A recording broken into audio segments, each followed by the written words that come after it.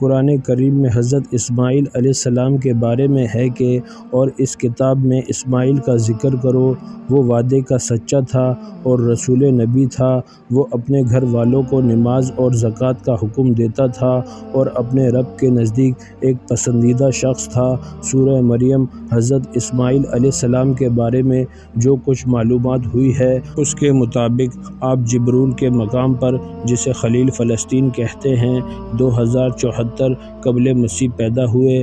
جب اسماعیل علیہ السلام بچے تھے، رب کائنات نے حضرت ابراہیم خلیل اللہ سے فرمایا، اے خلیل، ہم کعبہ کی تعمیر کرنا چاہتے ہیں۔ اس مقدس کام کے لیے آپ کو مامور کیا جاتا ہے۔ ہم اس مقام کی نشاندہی کریں گے، آپ اسے پاک صاف کر کے آباد کریں۔ یہ جگہ طواف اور سجدوں کی ہے۔ ابھی آپ اپنے بیٹے اور بیوی کو اس سنسان جگہ چھوڑ آئیں۔ تفصیل اس کی یوں ہے۔ حضرت ابراہیم علیہ السلام 75 سال کی عمر میں جب اپنے وطن عراق سے ہجرت کر کے ملک کنعان فلسطین میں تشریف لائے تو اس وقت آپ کے ساتھ آپ کے بھائی حضرت لوط کے علاوہ آپ کی بیوی حضرت سارہ بھی تھی۔ حضرت سارہ کی کوئی اولاد نہیں تھی، اس لیے یہ گھرانہ اولاد کی نعمت سے محروم تھا۔ آپ اس محرومی پر بہت مایوس ہوئے۔ آپ علیہ السلام نے اپنے رب سے التجا کی، اے پروردگار، مجھے ایک بیٹا عطا کر جو صالحوں میں سے ہو۔ آپ علیہ السلام نے دین حق پھیلانے، نیکی کا درس دینے، بدی سے روکنے کے لیے اپنا گھر بار چھوڑا، شام، فلسطین اور مصر کے دور دراز علاقوں کا دورہ کیا اور لوگوں کو دین کی باتیں بتاتے تھے۔ جب آپ علیہ السلام مصر پہنچے، اس وقت مصر پر جن خاندانوں کی حکومت تھی اس سے حضرت ابراہیم علیہ السلام کی رشتہ داری تھی۔ حضرت ابراہیم علیہ السلام کے واقعے میں شاہ مصر اور حضرت ابراہیم علیہ السلام کا ذکر کیا گیا ہے کہ کس طرح شاہ مصر نے آپ علیہ السلام کے ساتھ سلوک کیا۔ جب حضرت ابراہیم علیہ السلام مصر پہنچے تو وہاں کے بادشاہ نے آپ کا نہایت عزت و احترام سے استقبال کیا۔ اس وقت آپ کے ہمراہ آپ کی بیوی حضرت سارہ بھی تھی۔ بادشاہ حضرت ابراہیم علیہ السلام کو قدر کی نگاہ سے دیکھتا تھا اور بہت زیادہ عزت کرتا تھا۔ مصر کے بادشاہ نے اپنی بیٹی ہاجرہ کو ایک خادمہ کی حیثیت سے حضرت ابراہیم علیہ السلام کے سامنے پیش کیا اور شادی کرا دی اور کہا کہ میری بیٹی کا اس گھر میں لونڈی ہو کر رہنا دوسرے گھر میں ملکہ ہو کر رہنے سے بہتر ہے۔ حضرت سارہ نے بھی خوشی سے اجازت دے دی۔ حضرت ہاجرہ پہلے ہی سال میں حاملہ ہو گئیں۔ ایک مذہبی کتاب میں اس واقعے کا اس طرح ذکر کیا گیا، خداوند کے فرشتے نے اس سے کہا کہ میں تیری اولاد کو بہت بڑھاؤں گا، یہاں تک کہ کثرت کے سبب اس کا شمار نہ ہو سکے گا۔ اور خداوند کے فرشتے نے اس سے کہا کہ تو حاملہ ہے اور تیرا بیٹا ہوگا، اس کا نام اسماعیل رکھنا، اس لیے کہ خداوند نے تیرا دکھ سن لیا ہے۔ قرآن کریم میں اس کا ذکر اس طرح ہے، ہم نے اس کو حضرت ابراہیم علیہ السلام ایک حلیم لڑکے کی بشارت دی۔ حضرت سارہ کی کوئی اولاد نہیں تھی، اس لیے سارہ کے دل میں دکھ پیدا ہوا، وہ مایوس ہو چکی تھی، انہیں بہت زیادہ صدمہ پہنچا جس سے ان کا دماغ چڑچڑا ہو گیا۔ حضرت ہاجرہ سے ان بن ہو گئی، دونوں کے درمیان لڑائی جھگڑے بھی شروع ہو گئے۔ حضرت ابراہیم علیہ السلام حضرت ہاجرہ کو سنسان جگہ پر چھوڑ کر چلے گئے۔ آپ کے لوٹ جانے کے بعد ہاجرہ کھجوریں کھاتی اور مشغیزے کا پانی پیتی رہیں اور بچے کو دودھ پلاتی رہیں۔ کھجوریں اور مشغیزے کا پانی آخر کب تک چلتا، وہ بھی ختم ہو گیا۔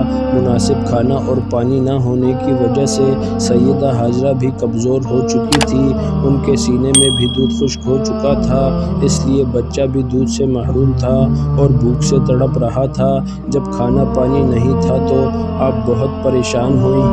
آپ چاروں طرف دوڑتی رہیں، کبھی پہاڑ پر چڑھ کر چاروں طرف نظریں دوڑاتی رہیں کہ کہیں کوئی نظر آ جائے، کبھی پہاڑ سے نیچے اترتی، کبھی دوسرے پہاڑ پر چڑھ جاتی۔ اس طرح صفا اور مروہ کی پہاڑیوں پر 7 مرتبہ دوڑی۔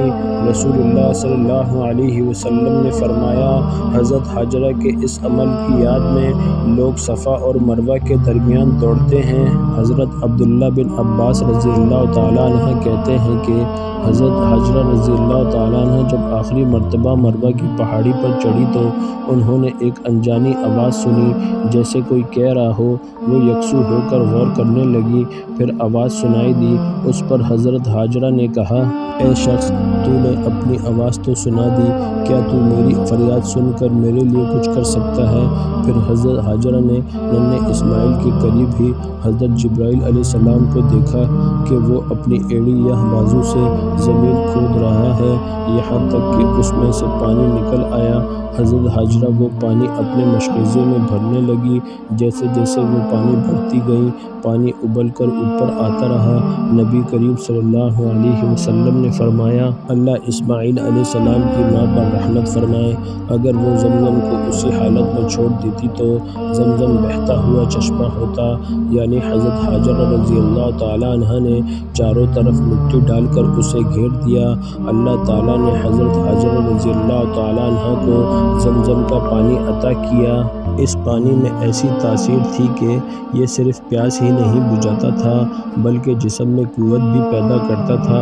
حضرت ابن عباس رضی اللہ تعالیٰ عنہ کی روایت ہے کہ ایک روز ان کے سامنے ایک فرشتے نے حاضر ہو کر کہا، یہاں اللہ کا گھر ہے جسے یہ بچہ اور اس کا باپ دونوں تعمیر کریں گے، اور اللہ اس گھر سے لوگوں کو ضیاء نہیں کرے گا۔